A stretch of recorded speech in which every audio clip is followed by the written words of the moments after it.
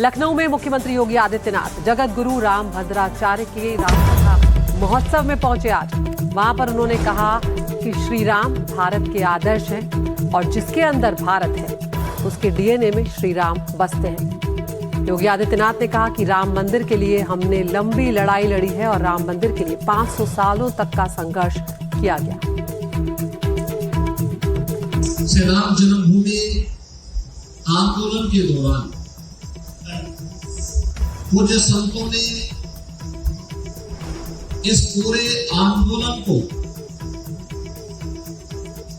अपने जन्म मरण का प्रश्न बनाया था।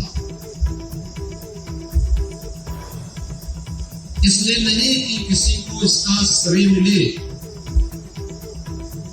इसलिए इस अभियान के साथ हर संत जन पूज्य संत जुड़े थे, क्योंकि भारतीय परंपरा में, भारत की विरासत में मर्यादा पुरुषोत्तम प्रभु श्री राम हम सबके एक ऐसे आदर्श हैं जिन्हें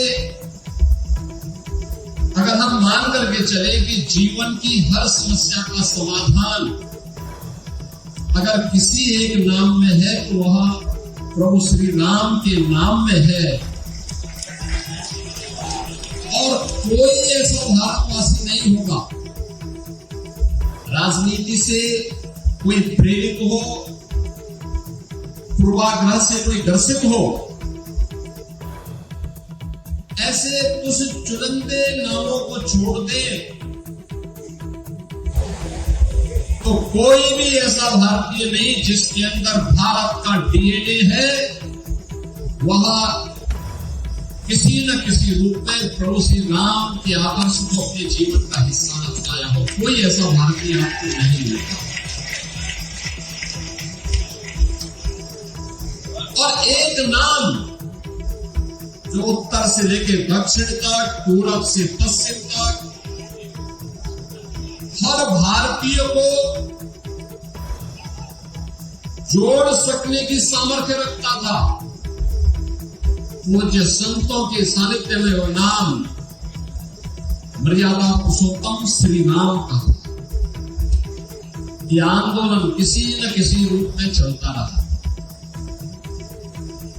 2019 में जब सर्वोच्च न्यायालय की एक फुल बेंच थी, वहां के सभी माननीय न्यायमूर्तियों ने अपना फैसला दिया,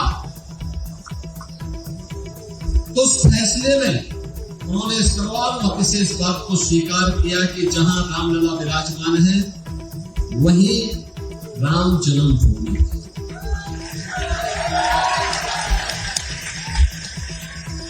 इसके साक्ष्य दिए गए थे,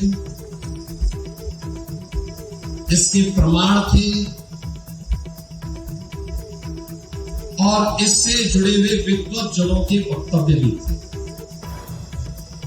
और उसमें आपने सर्वोच्च न्यायालय के एक विद्वान न्यायमूर्ति के उस वक्तव्य को भी सुना होगा, जिसमें उन्होंने कहा था, पूज्य जगतगुरु रामानंदाचार्य,